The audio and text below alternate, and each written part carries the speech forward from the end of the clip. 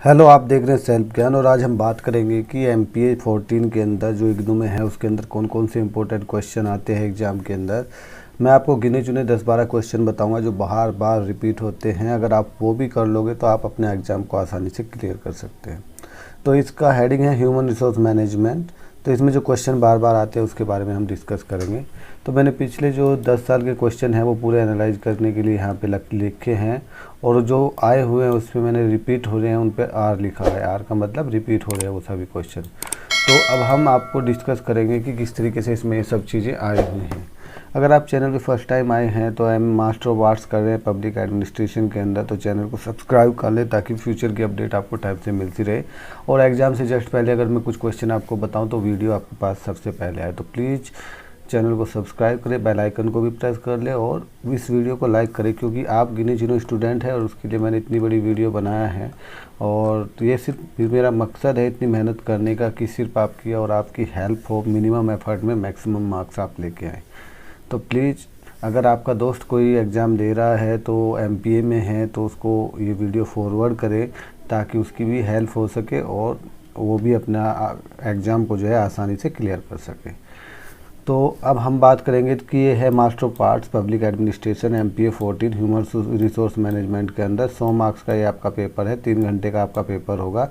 इसमें भाग 1 में से आपको 2 क्वेश्चन करने हैं और भाग 2 में से आपको 2 क्वेश्चन करने हैं और एक क्वेश्चन आप किसी में भी कर सकते हो। एक में से आपको 10 क्वेश्चन मिलेंगे और उसमें से आपको 5 करने हैं। तो आपके पास काफ़ी छूट रहेगी, ऐसा कोई इतना इशू नहीं है।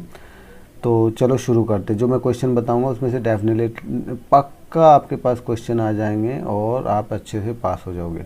तो सबसे पहला क्वेश्चन ये है, इसमें रिपीट होगा ही होगा, ये रिपीट हुआ है आगे भी। कार्मिक प्रबंधन एवं मानव संसाधन प्रबंधन। ह्यूमन रिसोर्स मैनेजमेंट का जो हिंदी होता है मानव संसाधन प्रबंधन, क्योंकि टॉपिक ही ये है तो मानव संसाधन प्रबंधन के ऊपर एक क्वेश्चन आना ही आना है। तो ह्यूमन रिसोर्स मैनेजमेंट के बारे में आपको पता होना चाहिए, ठीक। तो और उसके साथ कार्मिक प्रबंधन जोड़ देगा तो इस तरीके से उनकी समानताएं और विभिन्नताओं के बारे में पूछेगा, ठीक है। तो रिपीट क्वेश्चन है। कार्य विश्लेषण के उद्देश्य और उसके परिणामों का वर्णन कीजिए, ये भी रिपीट हो, ये दोनों कर लेना। कार्य निष्पादन मूल्यांकन की प्रासंगिकता और उद्देश्यों का परीक्षण कीजिए। जो मैंने ये राउंड किया ना, तो ये टॉपिक है कार्य निष्पादन, तो ये आपको होना चाहिए। तो उसी से रिलेटेड जो है आगे का क्वेश्चन आपको आगे घुमा के वो देता है। ये एक बार आया है, इसमें बहुत सारे क्वेश्चन हैं जो एक ही बार आए हैं तो मैं वो भी बताता चलूँगा साथ में। तो और जो रिपीट है वो तो आपको नोट करते रहना, ध्यान से उसको देखते रहना कि कौन से हमको क्वेश्चन ज़्यादा करने हैं। मानव संसाधन प्रबंधन में वित्तीय और गैर वित्तीय प्रोत्साहन की योजनाओं का एक टिप्पणी लिखनी है, ये एक ही बार आया। अधिगम और विकास कार्य करके एक टॉपिक आएगा, वेरी इंपॉर्टेंट है वो, और उसकी आवश्यकता की चर्चा करनी है। ये ह्यूमन रिसोर्स मैनेजमेंट अगर आपने किया है तो एक घुमा के किसी न किसी फॉर्म में क्वेश्चन आएगा। यहाँ पे कठोर और विनम्र पक्षों को रेखांकित करते हुए इसका अर्थ स्पष्ट करना है। HRM के बारे में बताना है। एक बार आया है, थोड़ा घुमा के बार बार आता है HRM के बारे में, लेकिन घुमा फिरा के क्वेश्चन आते हैं। अगर आप HRM के बारे में 2-3 पेज लिख सकते हो तो उसके बारे में लिख के रखना, जाते ही उसको एग्ज़ाम में आप लिख सकते हो। इसका आना ही आना है HRM के बारे में। एक हो गया सामरिक मानव संसाधन प्रबंधन, वेरी इंपॉर्टेंट, रिपीट होगा ये क्वेश्चन। उसके प्रभाव क्षेत्र का उल्लेख करना है। मानव शक्ति नियोजन एक बार आया है, उसकी चर्चा करनी है आपको। ये वेरी इंपॉर्टेंट क्वेश्चन है इसलिए BR लिखा हुआ है। कार्य वितरण के बारे में बताना है, कार्य विशिष्ट और कार्य संरचना।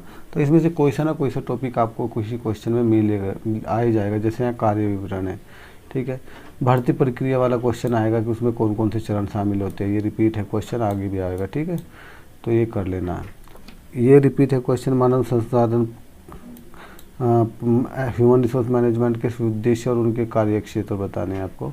फिर यहाँ पे ये भी रिपीट है, ह्यूमन रिसोर्स मैनेजमेंट का वितरण यानी कि जॉब इनलार्जमेंट, जॉब इनलार्जमेंट के बारे में बताना है आपको। कार्य विस्तारण, उसको बढ़ाने वाला, और कार्य संवर्धन की भूमिका का बारे में बताना। वेरी इंपॉर्टेंट है, ये HRM में भी आता है, MBA में भी ये क्वेश्चन होते हैं।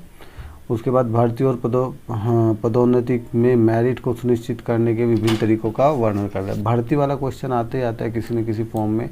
यहाँ पे इसके साथ पदोन्नति में मेरिट वाला ऐड कर दिया है। यहाँ पे पदोन्नति वाला क्वेश्चन आया है तो, और यहाँ कार्यकाल आया, उनकी उन्नति प्राप्त करने के लिए, तो दूसरी फॉर्म में रिपीट हो जाता है किसी न किसी फॉर्म में। तो भर्ती पदोन्नति से रिलेटेड, जॉब इनलार्जमेंट और जो कार्य संवर्धन से रिलेटेड क्वेश्चन आते ही आते हैं। तो कर्मचारी लाभ वाला क्वेश्चन वेरी इंपॉर्टेंट, आपको वो आगे भी आएगा। विभिन्न प्रकार के कर्मचारी लाभ क्या हैं। ये कार्मिक प्रबंधन वाला क्वेश्चन रिपीट हो गया। ह्यूमन रिसोर्स मैनेजमेंट के में अंतर स्पष्ट कीजिए, ठीक है, ओके, ये भी रिपीट हो गया। सामरिक मानव संसाधन प्रबंधन मैंने ऊपर बताया था, वही आ गया है। विभिन्न आयामों का उल्लेख कीजिए। कार्य संवर्धन और कार्य अभिवृद्धि के और ह्यूमन रिसोर्स मैनेजमेंट के में महत्वपूर्ण होते हैं।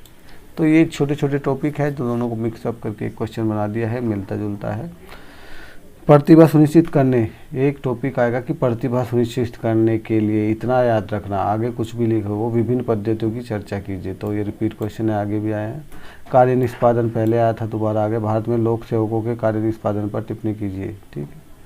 उसके बाद उद्देश्य और कार्य क्षेत्र करके कुछ लिख के आएगा HRM का, तो वो आपको बार बार आएगा, इसको भी रिपीट होगा ही होगा, कर लेना है। ये एक बार आया है। रणनीति की रेखाकार यानी कि लीनियर, एडेप्टिव और इंटरप्रेटिव अवधारणाओं के आपस में विरोध हो सकता है, टिप्पणी कीजिए, एक ही बार आया है। कार्य विश्लेषण रिपीट हो गया है ना, उसके उद्देश्य और परिणाम की चर्चा करनी, ये भी रिपीट हो गया। कार्य निष्पादन वाला, उसका मूल्यांकन, आवश्यकताओं के उद्देश्यों का उल्लेख करना। कर्मचारी लाभ रिपीट हो गया। सामरिक मानव संसाधन प्रबंधन दोबारा रिपीट हो गया, उनके कार्य क्षेत्र का विवेचन करना। Job design, job structure very important है, इन MBA के अंदर भी होता है, यहाँ पे HRM में जो MBA करते हैं एक बार आया है, देख लेना। प्रोत्साहन योजनाएं जो होती है, कैसे प्रोत्साहन करते हैं अपने जो वर्कर्स होते हैं उनको, उससे रिलेटेड है, एक बार रिपीट होगा ये क्वेश्चन आगे। एक अच्छी पदोन्नति प्रणाली वाला क्वेश्चन मैंने बोला था, कैरियर, पदोन्नति, भर्ती, इससे रिलेटेड क्वेश्चन आता ही आता है। तो कर्मचारियों के व्यक्तिगत रूप से और साथ ही प्रशासन को के लिए भी उपयोगी है, व्याख्या कीजिए, ठीक है, एक बार आया है। कर्मचारी लाभ वाला मैंने क्वेश्चन बोला था, आएगा ही आएगा, दोबारा रिपीट हो गया। उनके विभिन्न प्रकारों का व्याख्या करनी है। अब यहाँ पे हो गया भाग 2। अभी तक जितने क्वेश्चन थे वो भाग 1 में आए थे, कुछ क्वेश्चन भाग 1 से भाग 2 में भी आते हैं, ऐसा नहीं है कि वो भाग 1 में ही आते रहेंगे। और अगर आप, अच्छा मैं ये कहना चाह रहा था कि अपने दोस्तों तक ये वीडियो भेज देना, क्योंकि उनकी हेल्प हो जाएगी। और ये गिने चुने स्टूडेंट इसको देखेंगे तो प्लीज़ आप वीडियो को लाइक करें। आपके लाइक पे डिपेंड करता है कि मैं आगे की वीडियो कैसे बनाऊँ या ना बनाऊँ। आप लाइक तो किया करो कम से कम प्लीज़, है, चैनल को सब्सक्राइब करो। तो यहाँ पे फर्स्ट टाइम आया है क्वेश्चन, प्रबंधन में जो श्रमिक है ना उनकी भागीदारी की अवधारणा का वर्णन करना है, एक ही बार आया, ये है वेरी इंपॉर्टेंट। समग्र गुणवत्ता प्रबंधन, इसको हिंदी इंग्लिश में बोलते हैं टोटल क्वालिटी मैनेजमेंट, ये बार बार आएगा। परंपरागत प्रबंधन में अंतर स्पष्ट करना दोनों के बीच में। नकारात्मक अनुशासन की अवधारणा पर एक टिप्पणी लिखिए, एक ही बार आया है। प्रबंधन विकास के विभिन्न आयामों की चर्चा कीजिए, एक ही बार आया है।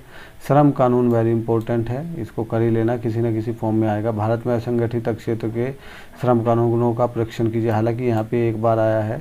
प्रतिभा का पता लगाने वाला, मैंने बोला था ना, प्रतिभा का पता लगाने वाला कहीं ना कुछ लिख के आ जाएगा, तो यहाँ पे फिर रिपीट हो गया है। उनकी पद्धति बतानी है आपको, है ना, वेरी इंपॉर्टेंट करना। परिश्रमी के सिद्धांतों की टिप्पणी कीजिए, एक बार आया है। गुणवत्ता वर्ग के रूप के उद्देश्यों की व्याख्या कीजिए, एक बार आया है। अधिगम और विकास का अर्थ ऊपर आया था, याद किया हो, मैंने बोला था कि अधिगम और विकास का अर्थ लिख के आएगा, उसकी आवश्यकता का वर्णन कीजिए ना, रिपीट है। तनाव प्रबंधन की प्राचीन भारतीय पद्धतियों की चर्चा कीजिए, एक बार आया है, कोई इतना बड़ा इशू नहीं है। औद्योगिक शांति करके उसकी अवधारणा बतानी है, एक ही बार आया है। पूर्ण गुणवत्ता प्रबंधन की अवधारणा, उनके लाभ पर टिप्पणी लिखनी, very very important. Total quality management है, नीचे भी आएगा ऊपर भी आ गया। TQM वाला टोटल क्वालिटी मैनेजमेंट, पूर्ण गुणवत्ता प्रबंधन जिसको हिंदी में बोलते हैं। भर्ती वाला क्वेश्चन फिर रिपीट हो गया, विभिन्न चरणों में बताना उसका। अनुशासन वाला क्वेश्चन ऊपर भी आया था, नीचे भी किसी न किसी फॉर्म में आएगा। यहाँ पे इसका आलोचनात्मक मूल्यांकन करना है, देख लेना, एक ही बार आया, वैसे किसी न किसी फॉर्म में आता है। श्रम नीति मैंने बोला था ऊपर भी आया, यहाँ पे भी रिपीट हुआ है। स्पष्ट अभिव्यक्ति संगठनात्मक कार्यप्रणाली के लिए एक महत्वपूर्ण निर्धारक है, व्याख्या कीजिए। वेतन व्यवस्था एक बार आया है, उसकी पद्धति कौन सी है। कार्य के दौरान कार्य के अन्यथा समय में प्रशिक्षण की विधियों के रूप में विवेचन कीजिए, एक बार आया है। अभी ये वेरी इंपॉर्टेंट है यार। सार्वजनिक क्षेत्र यानी कि जो पब्लिक के जो कर्मचारी होते हैं वो जो अपनी रिटायरमेंट लेते हैं ना, प्रीमेच्योर स्वैच्छिक सेवानिवृत्ति लेते हैं, तो उनकी योजनाओं की विशेषताओं पर प्रभाव की चर्चा करनी है यहाँ पे, ठीक है। तो ये रिपीटिंग क्वेश्चन है, आगे भी आएगा, जो अपनी मर्जी से रिटायरमेंट लेते हैं उसके लिए। औद्योगिक शांति वाला क्वेश्चन ऊपर भी आया था, नीचे फिर रिपीट हो गया, है ना। ये रहा औद्योगिक शांति। तो इस तरीके से क्वेश्चन रिपीट होते हैं, गिने चुने 10-12 क्वेश्चन हो गए, वो कर लेंगे, उनमें से आपको 5 क्वेश्चन मिल जाएंगे, है ना। हाँ, ये एचआरएम वाला तो क्वेश्चन आना ही आना। एचआरएम किसी न किसी फॉर्म में पूछेगा। वो प्रभाविकता निर्धारण करने के उद्देश्य का विवेचन कीजिए, एक बार आया है, ठीक। सार्वजनिक क्षेत्र के कर्मचारी स्वैच्छिक सेवानिवृत्ति लेते हैं, ये भी आया था, वो फिर रिपीट हो गया यहाँ पे, है ना। शिकायत एक बार आया है, उसका अर्थ उसके प्रभाव का विवेचन करना। संगठनात्मक परिवर्तन एक बार आया है, उनके विभिन्न उपागमों की चर्चा करनी है। कर्मचारी प्रबंधन में कर्मचारी सहभागिता का एक टिप्पणी लिखिए, एक बार आया है। फिर दोबारा आ गया यहाँ पे समग्र गुणवत्ता प्रबंधन TQM, ऊपर 3 बार आ गया, वेरी इंपॉर्टेंट क्वेश्चन। प्रबंधन विकास के विभिन्न आयामों की चर्चा कीजिए, एक बार आया है। फिर दोबारा TQM आ गया है ना, समग्र गुणवत्ता प्रबंधन, उसके लाभ का वर्णन करना। श्रम नीति वाला क्वेश्चन दोबारा यहाँ पे रिपीट हो गया है ना, तो इसको कर लेना। विभिन्न लोग, तो ये बाकी तो इसमें ऐसे ही है ये दोनों क्वेश्चन। तो ये थे इसके जो भी हैं क्वेश्चन आने वाले हैं, रिपीटिंग क्वेश्चन है। तो मैंने 10-12 क्वेश्चन ऐसे बताए हैं जो बार बार आते हैं। अगर आप उनको भी कर लोगे, आपको क्या करना है, एक डायरी बना लेना और उसमें जो है ये 10-12 क्वेश्चन अच्छे से लिख लेना, उनके बारे में हेडिंग, पहले क्या लिखूँगा, दोबारा क्या लिखूँगा, तीसरी बार क्या लिखूँगा, और आपको टॉप करने से कोई नहीं रोक सकता MPA के अंदर फिर, है ना। तो प्लीज़ आप मेरी वीडियोज़ को अपने दोस्तों तक भी भेजें जो अभी एग्ज़ाम दे रहे हैं, उनकी हेल्प करें, और ताकि वो अच्छे से मार्क्स लेके आए। ये था पिछले 10 साल का एनालिसिस मैंने कोशिश किया, लेकिन ये वीडियोज़ सिर्फ इग्नू के स्टूडेंट के लिए है जो MPA कर रहे हैं। तो प्लीज़, बहुत कम वीडियो है ये, कोई भी ऐसी वीडियो नहीं है कि कोई भी इसको देख ले। इस वीडियो का मकसद सिर्फ आपका हेल्प करना है, एग्ज़ाम में अपने सब्सक्राइबर की हेल्प करना है। तो आप लगे रहें, एग्ज़ाम में अच्छे मार्क्स लेके आएँ और चैनल को सब्सक्राइब करें। Best of luck, thank you.